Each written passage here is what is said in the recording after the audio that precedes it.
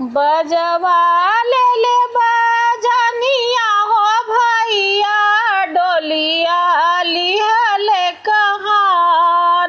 रोई रोई किसान हो भैया, डोलिया डाल ले ओहार। हंसी हंसियानु बहो दुल्हा, डोलिया लिहले जास। एक बने गईली हो डोलिया, दूसरे बने जा।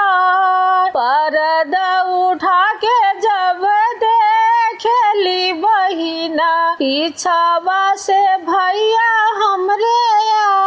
फिरी जाहू फिरी भैया, लवटी घरवा जा। घरवा मारवत होई है, उनहु के दिहा समझा।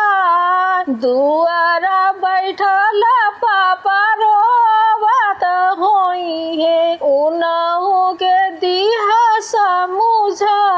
पूजा मंदिर है चाड़ी, या माहेर सुबह कहाँ छोड़ी आइले बाबू, बचिया हमार। कहाँ छोड़ी आइले हो बाबू, धियावा हमार। पापा बाउर आइले लोगे, मम्मी बाउरास।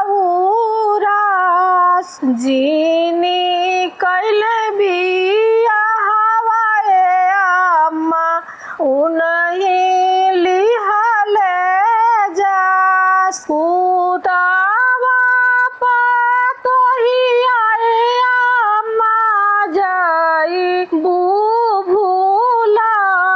धिया बिसरावा होया अम्मा, जैसे